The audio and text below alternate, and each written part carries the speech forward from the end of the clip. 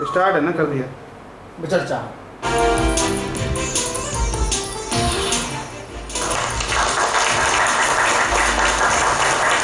नमस्कार, चर्चा में आप सभी का स्वागत है। रहीम साहब अगर आज जिंदा होते तो वो क्या लिखते?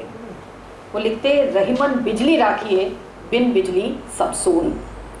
जी हाँ, ये बिजली की कटौती, ये बिजली का संकट जिसने हमारा जीना आज दूभर कर रखा है। गर्मियाँ आते ही तो बिजली का संकट और गहरा जाता है। देश के विभिन्न हिस्सों में आज बिजली का संकट चल रहा है। आखिर क्या वजह है कि ये बिजली की आंख मिचौनी कम होने का नाम नहीं लेती? लोग परेशान हैं, उद्योग धंधे परेशान हैं कि बिजली आखिर कब आएगी। तो बिजली का ये जो सेक्टर है, इसमें क्या कुछ ऐसी बीमारियां हैं, क्या कुछ ऐसी कमियां हैं जिनकी वजह से आज ये संकट हम देख रहे हैं। आज इसी पर हम बात करेंगे। हमारे साथ हमारे विशेषज्ञ मेहमान और हमारी जनता जनार्दन। आइए सबसे पहले अपने विशेषज्ञ मेहमानों का आपसे परिचय करा दें। हमारे साथ यहाँ अनिल राजदान साहब बैठे हुए हैं, जो कि पूर्व ऊर्जा सचिव रह चुके हैं। बहुत बहुत स्वागत है राजदान साहब। नरेंद्र तनेजा जी, जाने माने ऊर्जा के विशेषज्ञ, हमारे साथ हैं। Soma Banerjee, head of energy CII से आती हैं, स्वागत है आपका। हमारे साथ ज्योति मुकुल हैं, जो कि ऊर्जा एडिटर हैं, बिजनेस स्टैंडर्ड से आती हैं। गुरुदेव सिन्हा साहब हमारे साथ हैं, सीनियर फेलो टेरी से आते हैं। तो तमाम मेहमानों से हम बातचीत करेंगे, पर आइए इससे पहले जरा नजर डाल लें कि इस समय जो बिजली का सिनेरियो है देश में, वो आखिर कैसा है। भारत में गर्मी के मौसम में बिजली संकट एक आम बात बन चुकी है। हर वर्ष की तरह इस वर्ष भी बिजली की कटौती से आम जीवन अस्त व्यस्त हो गया है। गुजरात और छत्तीसगढ़ को छोड़कर लगभग सभी राज्य बिजली के संकट से ग्रस्त हैं। जम्मू कश्मीर में लगभग 22% बिजली का अभाव है, तो उत्तर प्रदेश में 14, दक्षिण के राज्य केरल और पुदुचेरी को छोड़कर कर्नाटक, आंध्र और तमिलनाडु में भी मांग से काफी कम बिजली उपलब्ध है। कमोबेश ऐसे ही हालात पूर्वी क्षेत्र में बिहार प्रांत के हैं। जाहिर है, गर्मी में बिजली की 10 से 12 घंटे या इससे भी अधिक की कटौती ने लोगों का जीना दूभर कर दिया है। बिजली कटौती का असर उद्योग जगत पर भी पड़ रहा है, जिससे साफ तौर पर हमारी अर्थव्यवस्था प्रभावित हो रही है और भारत की ग्रोथ गाथा रिवर्स गियर में जाती दिख रही है। दूसरी तरफ अमेरिका, इंग्लैंड जैसे देशों में एक दिन के लिए भी बिजली का जाना दुनिया की पहली खबर बनती है, जबकि हमारे देश में बिजली का संकट एक आम बात है। ऐसे हालात तब हैं जब भारत दुनिया का चौथे नंबर का सबसे अधिक बिजली उत्पादन करने वाला देश है। भारत में लगभग 60% बिजली का उत्पादन थर्मल यानी कोयले पर आधारित है। कोयला पर्याप्त मात्रा में उपलब्ध नहीं है, जो है उसकी गुणवत्ता निम्न स्तर की है। ऐसे ही हालात हाइड्रो इलेक्ट्रिक प्रोजेक्ट के हैं। न्यूक्लियर एनर्जी अभी महज 3% मात्रा में ही उपलब्ध है और बाकी 10% निर्भरता ऊर्जा के गैर परंपरागत स्रोतों पर है, जिन्हें अब बढ़ाने की जरूरत है। दरअसल बिजली के मौजूदा संकट के कई कारण हैं, जिनमें वितरण की समस्या सबसे गंभीर है। हमारा वितरण का मौजूदा ढांचा मांग के अनुरूप बिजली ढोने की स्थिति में नहीं है। अगर बिजली की चोरी जोड़ दी जाए तो ये आंकड़े कहीं ऊपर पहुंच जाते हैं। इन हालातों में राज्यों के बिजली बोर्ड बेहद खस्ता हालत में पहुंच चुके हैं। ऐसे में 24 घंटे बिजली की उम्मीद कैसे की जा सकती है? इसके लिए जरूरत है ऊर्जा क्षेत्र में जबरदस्त रिफॉर्म की और ये भी समझने की कि ना तो बिजली बेशुमार उपलब्ध है और ना ही मुफ्त। साफ है, हमें समझना होगा बिजली को और उसकी कीमत को, क्योंकि ये हमारे जीवन का एक हिस्सा बन चुकी है। अगर हम बिजली की बात करें तो हम ये कह सकते हैं कि रोटी, कपड़ा और मकान के बाद शायद अब बिजली ही है जिसे सबसे ज्यादा लोगों को दरकार है, उन्हें चाहिए।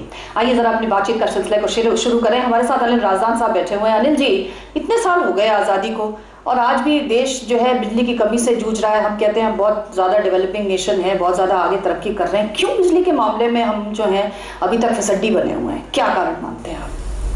देखिए, बिजली का जो एक सेक्टर है जी, वो कमर्शियल सेक्टर है। इस चीज़ को हमें सबसे पहले समझना चाहिए कि चाहे बिजली है, चाहे ऊर्जा के और भी सेक्टर हैं, वो सारे कमर्शियल सेक्टर्स हैं। जब तक कि हम इनको कमर्शियली नहीं देखेंगे तब तक ये समस्या हल नहीं होगी, क्योंकि बिजली कोई भगवान की देन तो है नहीं। ये पूंजी लगा के बनाई जाती है। इसके साथ पहले आपको जनरेटिंग स्टेशंस चाहिए, उसके साथ आपको उसका फ्यूल चाहिए, जैसे कोयला है, गैस है या पानी है हाइड्रो इलेक्ट्रिसिटी के लिए। फिर उसका ट्रांसमिशन, जैसे कि आप कह रही थी, ट्रांसमिशन उसका होना चाहिए और अंत में जाके उसका डिस्ट्रीब्यूशन होना चाहिए। और डिस्ट्रीब्यूशन में ही ज़्यादातर जो चोरी या इनएफिशिएंसी है वो वहाँ है। जो ये डिस्ट्रीब्यूशन लॉसेस हैं इनको AT&C लॉस करार किया जाता है। It is aggregate technical and commercial losses. कुछ टेक्निकल हैं जो कि पुराना सिस्टम है, ट्रांसफॉर्मेशन लॉसेस हैं, और बाकी जो है कि आपका रेवेन्यू जो है वो सही आ रहा है नहीं आ रहा है, उसमें चोरी तो नहीं हो रही। और इसी के साथ साथ जो डिस्ट्रीब्यूशन कंपनीज हैं उनकी हेल्थ कैसे है, कि क्या वो बिजली खरीद सकती हैं कि नहीं, कि वो राशन शॉप की तरह रन कर रही हैं कि थोड़ा थोड़ा खरीदें जितना वो दे सकती हैं। क्योंकि कई डिस्ट्रीब्यूशन कंपनीज का टैरिफ अभी भी ऐसा सेट हुआ है कि जितनी बिजली वो और वितरित करेंगी उतना उनका घाटा और बढ़ेगा, क्योंकि फी यूनिट बिजली पे कई जगह 1-1 रुपया या 1.5 रुपया या 2 रुपया की लॉस हो रहा है। तो जब तक इस चीज को आप नहीं समझेंगे तब तक ये संकट रहेगा। साथ ही ऊर्जा की सारी जो इनपुट कॉस्ट है वो बढ़ रही है, तो इसमें लाजमी है कि हमें एक तो पीकिंग पावर टैरिफ लगाने चाहिए, कि कोई समय होता है जबकि बिजली सबसे ज्यादा कंज्यूम हो रही है और उतनी जनरेट नहीं हो पाती, ठीक है, तो उस वक्त हमें कम करना है। तो इसको हमें टैरिफ अपनी रेजीम जो है, ताकि लोग उसको इंटेलिजेंटली यूज करें और अपनी जितनी गैजेटरी है वो कम से कम ऊर्जा खपत वाली करें, एनर्जी इफिशिएंसी पे ज्यादा से ज्यादा हमें एम्फेसिस देना। जी, हमारे साथ नरेंद्र तनेजा साहब है। नरेंद्र तनेजा, जैसे कि अभी कह रहे हैं अनिल जी कि इसका कमर्शियल एंगल है साहब, और वो बहुत ज़बरदस्त है। क्या आपको लगता है कि अभी जो बिजली का सारा मामला है बहुत ज़्यादा स्टेट कंट्रोल्ड है, गवर्नमेंट कंट्रोल्ड है, क्या आपको लगता है कि उसको थोड़ा ढीला छोड़ा जाना चाहिए, इस नियंत्रण से उसको हटाया जाना चाहिए, और वो उसमें और ज़्यादा प्राइवेट प्लेयर्स को लाकर आप शायद इसको ज़्यादा एफिशिएंट बना सकते हैं इस सेक्टर को? ये तो एक बहुत बड़ा पहलू है ही है, लेकिन हमको देखिए संविधान में जो प्रावधान है वो ये है कि बिजली, घर में बिजली पहुंचाना ये केंद्र सरकार की जिम्मेदारी नहीं है, ये राज्य सरकारों की जिम्मेदारी है। और हमारे देश में अगर उठा के देश को आप देखिए, कश्मीर से लेके कन्याकुमारी तक, मिजोरम से लेके गुजरात तक, तो जहां जिन राज्यों में क्वालिटी ऑफ गवर्नेंस अच्छी है, हम ये देखते हैं कि वहां बिजली भी ज्यादा घरों में पहुंचती है। और जिन राज्यों के अंदर क्वालिटी ऑफ गवर्नेंस बहुत खराब है, जैसे मेरा होम जो राज्य उत्तर प्रदेश, जैसे वहां हालत खराब है, तो वहां बिजली की हालत भी लगभग उसी अनुपात में खराब है। तो ये बहुत बड़ा मुद्दा। अगर मान लिया किसी चीज की आप स्वतंत्रता देते भी हैं, आप ये भी कहते हैं चलिए आप 100% कॉमर्शियली चलाइए, अगर गवर्नेंस नहीं है, अगर तो फिर जो एनर्जी गवर्नेंस होती है, पावर गवर्नेंस है, वो कहां से आ जाएगी? वो निर्वात में तो चल नहीं सकता। ये एक बहुत बड़ा, मैं आपको नाम नहीं लेना चाहता, कुछ राज्य हैं जहां गवर्नेंस अच्छी है, आप देखिए वहां पे बिजली उपलब्ध है, और जो ऐसी जगह है जहां पे गवर्नेंस पुअर है वहां बिजली भी नहीं मिलती है। दूसरा बहुत बड़ा पहलू वो ये है कि अगर आप बिजली की जब हम बात करते हैं, जो सबसे बड़ा कंपोनेंट बिजली में होता है वो होता है ईंधन का। अब आप ये देखिए ईंधन मुख्यतः क्या है हमारे देश के अंदर बिजली निर्माण के लिए, हम कोयले का अधिकतर प्रयोग करते हैं। कोल सेक्टर की क्या हालत है, किसी से बात करने की जरूरत नहीं है, जितने बैठे हैं सब ने नाम कोल स्कैम भी सुना है, कोल सेक्टर के बारे में भी सुना है। कोल सेक्टर बहुत बुरी हालत में है। दूसरा है प्राकृतिक गैस, प्राकृतिक गैस से भारी मात्रा में बिजली बनती है, वहां भी हालत बहुत खराब है। अच्छा, पानी से जो बिजली बनती है, पिछले दिनों हमने देखा केदारनाथ में क्या हुआ, जो उस तरह की योजनाएं बनाते हैं वो केदारनाथ में हुआ है, अगर वही योजना बनती रही तो पूरे हिमालय में होगा। तो कुल मिलाकर जो ईंधन की बात है जिससे हम बिजली बनाते हैं, वहां पे हमने देखा है बहुत सारी गलतियां या कमियां हैं, उस सेक्टर को हम सुधारना पड़ेगा। तीसरा सबसे अहम बात, जो एक संस्कृति है, सोच की संस्कृति, कहीं ना कहीं चाहे उसके लिए पॉलिटिकल पार्टी जिम्मेदार हो, मीडिया जिम्मेदार हो या हम लोग खुद जिम्मेदार हो, लेकिन सोच ये बन गई है कि बिजली जो है वो हमको लगभग मुफ्त मिलनी चाहिए।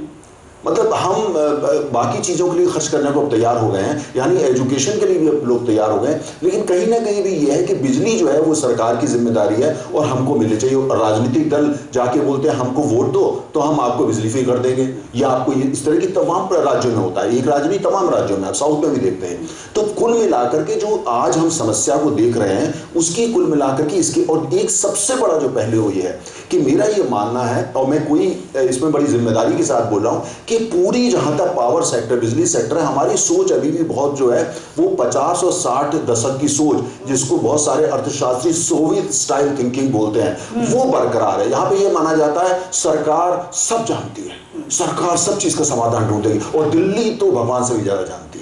तो ये जो कि सब कुछ दिल्ली से कंट्रोल होगा और दिल्ली सब कुछ जानती है, प्लानिंग कमीशन सब कुछ जानता है, मेरा मानना है कि हमने समय रहते जब इसका विकेंद्रीकरण नहीं किया, हमने राज्यों के आगे बड़े बड़े शहर, अब कानपुर शहर है 40 लाख की आबादी है, कुछ हमारे शहर है 80 लाख की आबादी है, वो कई देशों से बड़े हैं, स्विट्जरलैंड और स्वीडन जैसे देशों से बड़े, हमने उनको सहायता नहीं करी कि अपनी कैपेसिटी बनाते, कैपेबिलिटी बनाते, अपना बिजली का निर्माण करते, अपना वितरण करते, अपनी कीमतें तय करते। सौर ऊर्जा, हम लोग यहाँ इतने सारे प्रकाश में समय बैठे हुए हैं, एंजॉय कर रहे हैं और आपकी इतनी बढ़िया एंकरिंग देख रहे हैं, लेकिन साथ में आप देखिए कि हमारे देश में 35 करोड़ लोग हैं जिनके घर में तो बल्ब भी नहीं जलता, एक बल्ब नहीं जलता, तो उनका क्या कसूर है भाई? तो कुल मिलाकर के ये हमने ये देखा है कि एक तरफ ये और दूसरी तरफ इसका वजह सबसे बड़ा क्या है कि हमने समय रहते हुए इसका विकेंद्रीकरण, मेरा मानना है कि सरकार के पास ही पावर होनी चाहिए, गवर्नेंस ठीक हो और लोगों को ऑटोनॉमी दो, एम्पावर करो, तो शक्ल बदल सकती है। सोमा बनर्जी जी, आप क्या मानते हैं? मतलब अगर लोगों की बात करें, लोग तो भुगतते हैं, लेकिन उद्योग धंधे भी भुगतते हैं, पावर हॉलीडेज हो जाते हैं, सब हफ्ते में 2 दिन काम ही नहीं हो रहा है ना, फैक्ट्रियां कारखाने चल ही नहीं पा रहे हैं, और साथ में एक इन्वेस्टमेंट का भी इशू है कि साहब बिजली के सेक्टर में कितना इन्वेस्टमेंट हम ला पाए। आप इन दोनों फ्रंट्स पे किस तरह से देख रही हैं पूरे पावर सेक्टर को लेकर? मेरे को तो मैं मिस्टर राजदान से बहुत सहमत हूँ कि इस सेक्टर को हमें बहुत ज़रूरी है इसको डीपोलिटिसाइज करने के लिए। देखिए, इन्वेस्टमेंट पावर सेक्टर में आना बहुत ज़रूरी है और इसमें कोई दो राय नहीं हो सकती कि हमें और कैपेसिटी बढ़ाना है। आज के दिन में हमारे देश में जितना कैपेसिटी है और जितना डिमांड है, उन दोनों में काफ़ी अंतर है। तो सब कुछ ज़रूरी है, जैसे नरेंद्र जी ने कहा कि गवर्नेंस ज़रूरी है, डीपोलिटिसाइजेशन ज़रूरी है बिजली पर, ये भी ज़रूरी है कि हमारे यहाँ इतने पावर कैपेसिटी बने। तो पावर कैपेसिटी कैसे बनेगा? कोई इंडस्ट्रियलिस्ट या कोई भी इन्वेस्टर, चाहे वो गवर्नमेंट ही हो, उसको अगर अपना पावर प्लांट बनाना है तो उसके लिए इतना एटलीस्ट करना है कि जितना मैं पैसा डालूंगा उसका मुझे एटलीस्ट रिटर्न मिलेगा। तो आज के दिन में हमारे जो टैरिफ्स हैं वो बिकॉज ये एक वोट का मामला होता है कि जो भी सरकार आने वाला होता है वो कहते हैं कि हम आपको फ्री पावर देंगे या तो बहुत कम दर पे पावर देंगे, और ये बात कही जाती है कि गरीबों को दी जाती है और एग्रीकल्चरल वर्कर को दे देती, पर सच्चाई में ये नहीं है। सच्चाई में वो लोग तो ब्लैक मार्केट से खरीदते हैं। आप झुग्गी झोपड़ी में जाएंगे, वो 10 रुपए पे इलेक्ट्रिसिटी खरीदते हैं और वो अपना पैसा भी देते हैं। असली जो चोरी होती है या थेफ्ट होती है वो मिडिल क्लास या दूसरे इलाकों में होती है, ऑर्गेनाइज्ड वे से होती है वो। तो ये इन सब कारण जो देखा जाता है कि जो इन्वेस्टमेंट डलता है पावर में, उससे आपको उसका रिटर्न्स नहीं मिलता है। ये रही इन्वेस्टमेंट पावर सेक्टर में। दूसरी बात हो गई, अब इंडस्ट्री के लिए पावर बहुत इंपॉर्टेंट है। अब देखिए, हमारा ग्रोथ रेट अभी बहुत कम है, मतलब पिछले कुछ सालों से कम जा रहा है। तो इस माहौल में अगर पावर सिचुएशन में ये सिचुएशन है, तो अगर इंडस्ट्री अभी ग्रो करता होता 8-9% में, तो फिर तो और भी बुरा हाल होता। और मैं इतना बता दूं कि इससे भी ज़्यादा बुरा हाल होता, पर ये बात है कि कुछ इंडस्ट्रीज़ ने अपना खुद का प्लांट बना लिया है।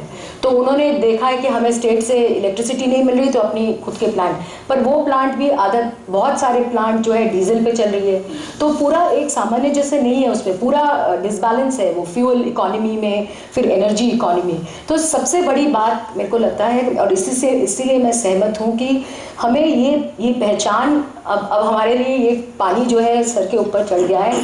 ऊर्जा जो है ये फ्री नहीं हो सकती है, इसका एक दाम है। हमारे देश में फ्यूल की कमी है, जो फ्यूल है वो हम उत्पादन नहीं कर पा रहे, इसीलिए उसके लिए हमें दाम देना होगा। और अगर हम चाहते हैं कि हमें 24 घंटा मिले, हमें प्रॉपरली पावर मिले, तो हमें सोचना होगा कि हमें क्या चाहिए। 2 दिन की मतलब छुट्टी मज़े में कम पावर, और फिर 10 महीने नहीं, या थोड़ा सा ज़्यादा देंगे, कम लेंगे पर ठीक पावर लेंगे। तो ये हर तरह से इम्पॉर्टेंट है। हमारे साथ यहाँ ज्योति मुकुल बैठी हुई। ज्योति जी, आपको क्या लगता है, जिस तरह का क्राइसिस इस समय पावर सेक्टर में आ रहा है, आपको क्या लगता है राज्यों का सब्जेक्ट है ये? और हमने देखा है कि केंद्र सरकार जो है वो सिर्फ अपील भर कर सकती है कि साहब अपने घाटों को ठीक करो, अपनी बिजली को दुरुस्त करो, लाइनों को दुरुस्त करो, ट्रांसमिशन को ठीक करो, ये सब। लेकिन ये चीज़ें मतलब राज्यों की न करने की वजह से लोगों को भुगतनी पड़ती हैं। देखिए, जहाँ तक बिजली का सवाल है तो राज्य सरकार की जो ट्रांसमिशन कंपनियां हैं उनका ये दायित्व बनता है कि वो उसका जो ट्रांसमिशन इंफ्रास्ट्रक्चर है वो इतना अच्छा होना चाहिए कि वो ब्रेक डाउन नहीं हो। जैसे पिछले दिनों हमने दिल्ली में देखा कि एक तूफान आया या उसके जब डिमांड सडनली बढ़ गई तो जो ट्रांसमिशन सिस्टम्स थे वो कहीं कहीं लोकेलिटीज़ में ब्रेक डाउन हुआ और उसकी वजह से काफ़ी हद तक आपको बिजली घर तक नहीं पहुंच पाए। तो दिल्ली तो एक बहुत छोटा राज्य है और छोटे राज्य में भी ऐसा राज्य है जिसमें कांस्टेंट मॉनिटरिंग पॉसिबल है। लेकिन अगर हम और बड़े राज्यों को देखें अपने देश में, जो कि जैसे उत्तर प्रदेश हो गया, वो काफ़ी बड़ा राज्य है, या ऐसे दूर दराज के इलाके होते हैं जहाँ का ट्रांसमिशन नेटवर्क बहुत ज़्यादा खराब होता है, तो वो उस चीज़ में इन्वेस्टमेंट करना वो ज़्यादातर अभी गवर्नमेंट सरकारी ओन कंपनियां ही करती हैं। जहाँ तक प्राइवेटाइजेशन हुआ है वो थोड़ा बहुत जनरेशन में हुआ है और कुछ जगहों में, कुछ शहरों में डिस्ट्रीब्यूशन में हुआ है, लेकिन ट्रांसमिशन अभी भी ज़्यादातर सरकारी कंपनियां करती हैं। तो उसमें देखा जाता है कि आपके जनरेशन में तो काफ़ी इन्वेस्टमेंट आ गया, लेकिन अगर पावर जनरेट भी होती है तो वो ट्रांसमिशन लेवल पे आके आपका सिस्टम ठप पड़ जाता है। हमने ग्रिड फेलियर भी देखे हैं, दो दिन लगातार ग्रिड फेलियर भी हुए हैं। और इसी तरह से देखा गया है कि जब भी कोई एक्स्ट्रा स्ट्रेस पड़ता है सिस्टम पे तो वो नहीं ले पाता। कुछ राज्य ऐसे हैं जिनमें पावर सरप्लस है, जैसे हिमाचल ले लीजिए तो वहाँ हाइड्रो पावर है, या अपने आप भी अगर राज्य नहीं जनरेट कर रहे हैं तो वो बाहर से खरीद के पावर सरप्लस बन गए। जैसे मध्य प्रदेश है, उन्होंने और जगहों से टाई अप करके उनके पास पावर सरप्लस में है। तो अब अगर इस तरह से आप एक लॉन्ग टर्म प्लानिंग करते हैं, अपनी डिमांड को फोकस करते हैं, अपने ट्रांसमिशन सिस्टम में आप इन्वेस्टमेंट करते हैं, तभी जाके ये समस्या काफ़ी हद तक हल हो सकती है। जी, हमारे साथ यहाँ गुरुदेव सिन्हा साहब हैं जो कि सीनियर फेलो हैं टेरी से आते हैं। गुरुदेव सिन्हा साहब, जब ये पावर की बात आती है तो ले दे के फिर साहब वही बात आती है कि रिन्यूएबल जो एनर्जी सोर्सेज हैं हमारे, उनको हम क्यों नहीं डेवलप करते। सोलर एनर्जी हमारे पास है, पवन है, सब कुछ है, लेकिन सिर्फ मात्र 10% जो है हम इन सब स्रोतों से ला पाते हैं। क्या आपको लगता है कि ये इतना बड़ा जो क्राइसिस है इसका एकमात्र जवाब जो है वो रिन्यूएबल एनर्जी में ही हमें खोजना चाहिए? देखिए, इसका भी प्रश्न अंतिम में वहीं पर पहुंच जाता है जहां पर कि राजदान साहब ने कहा कि कमर्शियल एंगल, एक तो होता है कमर्शियल एंगल, उसका उत्पादन का जो कीमत है वो अधिक है। दूसरी चीज़ है उसके लिए फ्लेक्सिबल जनरेशन की ज़रूरत है जो उसके वेरिएबल पावर को बैलेंस कर सके। क्योंकि देखिए, बिजली का जो नेटवर्क है एक बहुत ही बैलेंस सिस्टम है, जितना कोई पॉकेट में नहीं रख सकते, कोई स्टोरेज डिवाइस नहीं है कहीं पर, जितना जनरेट हो रहा है उतने ही खपत होगा उसी वक्त। और हवा कम बेसी होते रहता है, फिर सौर ऊर्जा भी कम बेसी होते रहता है, रात में नहीं रहता है। तो ये वेरिएबिलिटी को टैकल करने के लिए पहला चीज़ है कि एक वेरिएबल जनरेशन की आवश्यकता है। जैसे कि आप आज के दिन में हम लोग बैटरी स्टोरेज की भी बात करने लगे हैं। दूसरी चीज़ ये भी है कि अगर बिजली को टोटल देखें तो आपको दोनों एंगल है, एक कमर्शियल एंगल, एक सोशल एंगल है। अगर आप जैसे कहा जाता है कि 30 करोड़ लोगों के घर में एक बत्ती भी नहीं जलती है, तो वहाँ पर आज ट्रांसमिशन लाइन नहीं गया है, ट्रांसमिशन लाइन पहुँचाने में दिक्कत भी है। तो एक रूरल पॉलिसी जो ऐसी होनी चाहिए जो कि वहाँ के रिसोर्सेज को यूज़ करके आप वहाँ पर रिन्यूएबल्स के सहारे 10-20 गाँव को एक क्लस्टर बना दीजिए, एक कॉर्पोरेट सोशल रिस्पॉन्सिबिलिटी के तहत में आप उसको बिड आउट कीजिए। बड़े बड़े ग्रुप्स हैं हमारे जो कि वहाँ पर शहर से अपना को बिड करके वहाँ पर करेंगे और लोगों में उसकी टेक्नोलॉजी को ट्रांसफ़र करेंगे वहाँ पर, जिसको कैपेसिटी बिल्डिंग करेंगे और वहाँ पर पहुँचने लगेगा। लेकिन सबसे बड़ी चीज़ जो है, जब हम बात करते हैं कि ये एक सेक्टर है जो कि कमर्शियल सेक्टर है, तो आप हर एक चीज़ का माप करके देना चाहिए। What ever you cannot measure you cannot control. बिजली में आज भी करीब 30% जो है अनमीटर्ड है सप्लाई। अब उसके लिए भिन्न कारण बताए जाते हैं, भिन्न कारण बताए जाते हैं, लेकिन नहीं हुआ है अभी तक। वो कमीशन भी हुए 2003 में के एक्ट में स्पष्ट रूप से लिखा हुआ है कि 2003 में मतलब 2 साल के अंदर में सारे के सारे सप्लाईज हमारे मीटर्ड होंगे, लेकिन आज 2014 में भी ये चीज़ नहीं हुआ है।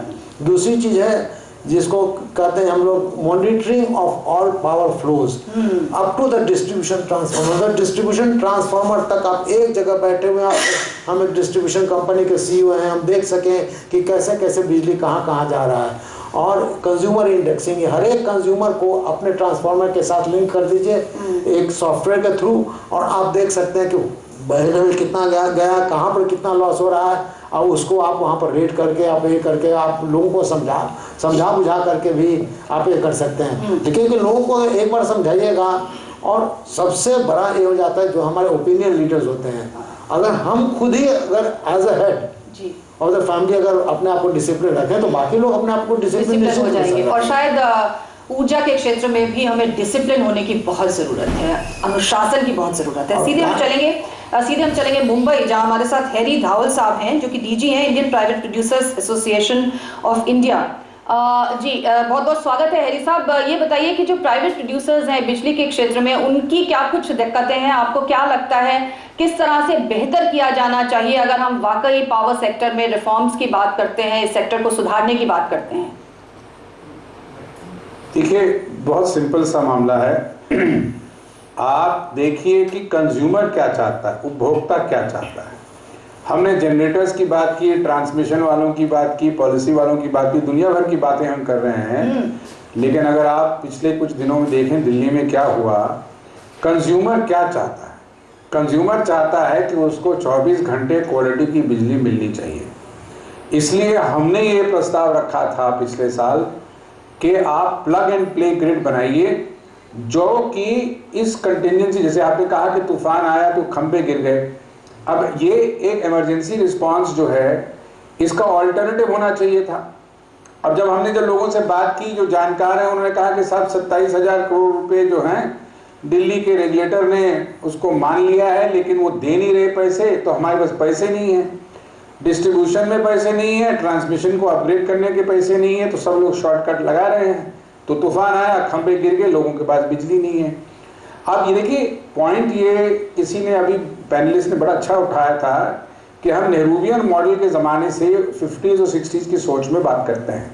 ये बिल्कुल सही है, क्योंकि हमारा जो पावर सेक्टर है वो 100% प्राइवेट सेक्टर में नहीं, गवर्नमेंट सेक्टर में रहा है।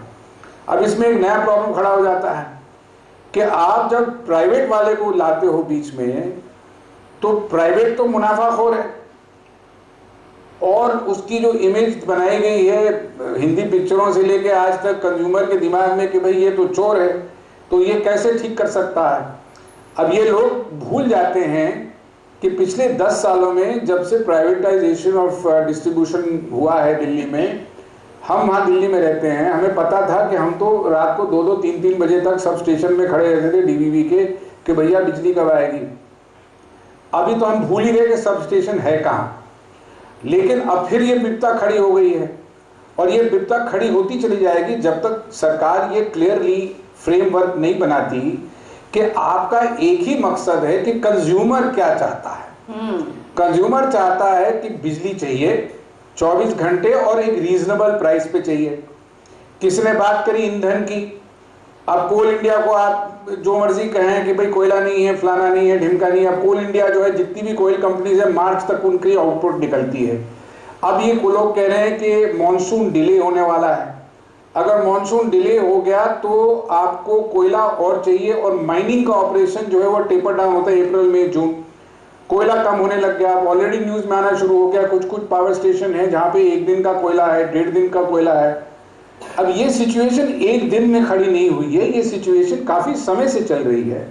तो जैसे हमारे पैनलिस्ट ने बिल्कुल ठीक कहा कि सरकार को ये समझना पड़ेगा कि engagement of private sector, engagement of consumer is very very important.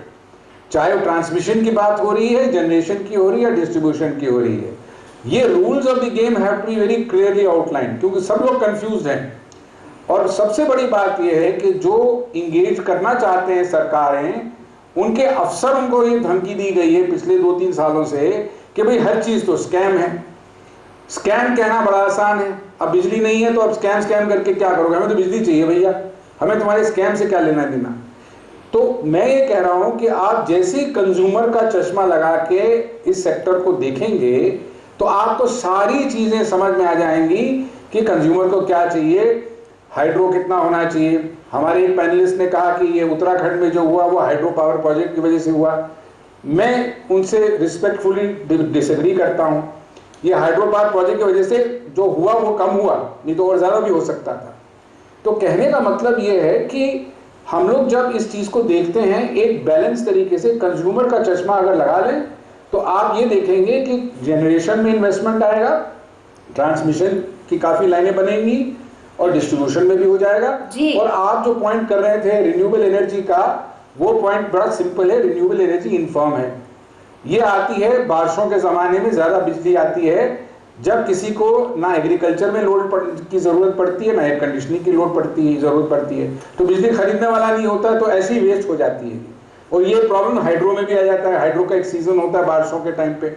तो ये चीजें जो हैं इसकी सॉल्यूशंस हैं, लेकिन जो डिसीजन लेने वाले हैं उनको आप डराइए मत, उनको सपोर्ट करिए। जो अभी हमारे प्रधानमंत्री ने करा है, मैं उनको दाद देना चाहता हूं कि उन्होंने 3 मंत्रालयों को एक कर दिया है, जहां पे आधे प्रॉब्लम तो सॉल्व हो जाएंगे, क्योंकि सेक्रेटरी सब बैठ के आपस में बात तो करेंगे।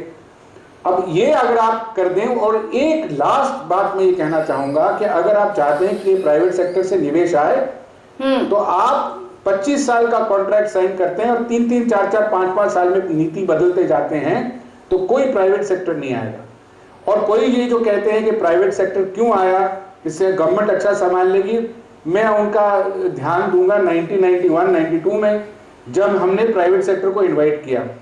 अगर सरकार सब कुछ ठीक चला ही रही थी तो हमने बुलाया क्यों प्राइवेट? बिल्कुल हैरी साहब, अब बुलाया है तो उनको उसको निभाना पड़ेगा ना। बिल्कुल बिल्कुल, परसेंटेज ऑफ कॉन्ट्रैक्ट भी तो होना चाहिए। जी हैरी साहब अभी वापस भी लौटेंगे, अभी कार्यक्रम खत्म नहीं हुआ आपके पास, और बहुत साफ साफ बातें हैरी साहब ने कही, उपभोक्ता के बारे में उन्होंने कहा, और प्राइवेट सेक्टर का इन्वॉल्वमेंट किस तरह से होगा। और एक बात और उन्होंने अच्छी कही कि जब प्राइवेट सेक्टर की बात आती है तो हम आम लोगों के दिमाग में एक ही बात आती है कि साहब मुनाफाखोर होंगे या काम नहीं करेंगे या नियत पर हमेशा शक रहता है। तो ये सारी चीजें भी हैं जो शायद कहीं दोबारा से हमें सोचने समझने की जरूरत है। एक छोटा सा ब्रेक यहाँ पर लेते हैं और जनता जनार्दन की भी राय लेते हैं इस पूरे पावर सेक्टर को लेकर, आखिर उनकी जिंदगियों से भी ये जुड़ा हुआ है। छोटा सा ब्रेक के बाद